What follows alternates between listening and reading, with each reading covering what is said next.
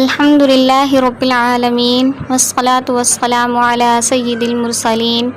اما بعد فاعوذ باللہ من الشیطان الرجیم بسم اللہ الرحمن الرحیم۔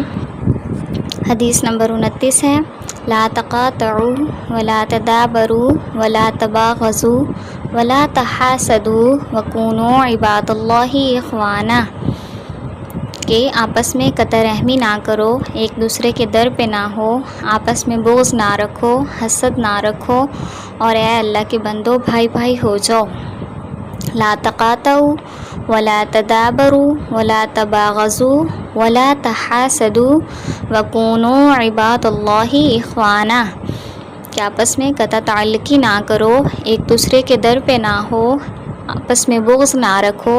ایک دوسرے سے حسد نہ رکھو، اور سب اللہ کے بندے بھائی بھائی ہو جاؤ۔ یعنی قطع رحمی کے بارے میں ہم نے شروع میں بھی پڑھا تھا کہ لا يدخل الجنت قاطع،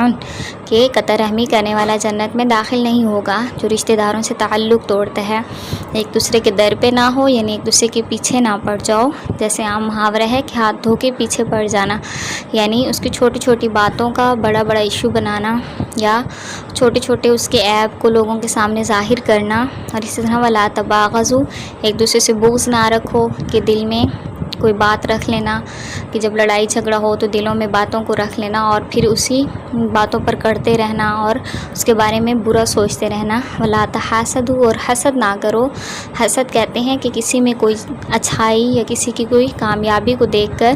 دل میں یہ تمنا پیدا ہو کہ یا اللہ تو اس سے یہ چھین لے، اس سے یہ ختم ہو جائے۔ تو حسد کے بارے میں بہت سخت وعید آئی ہے کہ آپ صلی اللہ علیہ وسلم نے کہ ایک حدیث کا مفہوم ہے کہ حسد نیکیوں کو اس طرح کھا جاتا ہے جس طرح جو آگ ہے وہ لکڑی کو کھا جاتی ہے۔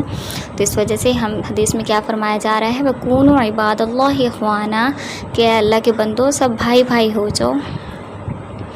حدیث نمبر 30 ہے، ان الاسلام یہدم ما کان قبلہ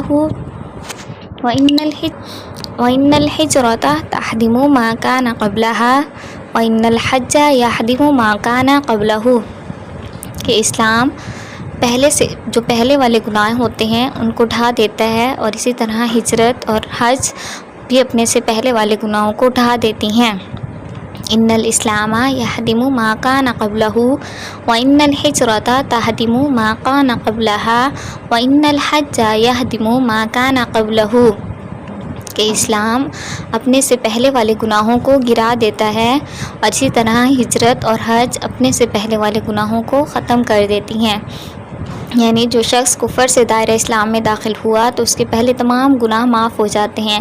اور اسی طرح جب آپ صلی اللہ علیہ وسلم کے زمانے میں ہجرت کا حکم تھا تو جو شخص ہجرت کرتا تھا تو اس کے بھی پہلے تمام گناہ معاف ہو جاتے تھے۔ اور اسی طرح حج ہے، حج کے بارے میں بھی یہی حکم ہے کہ جو شخص حج کر کے آتا ہے تو گویا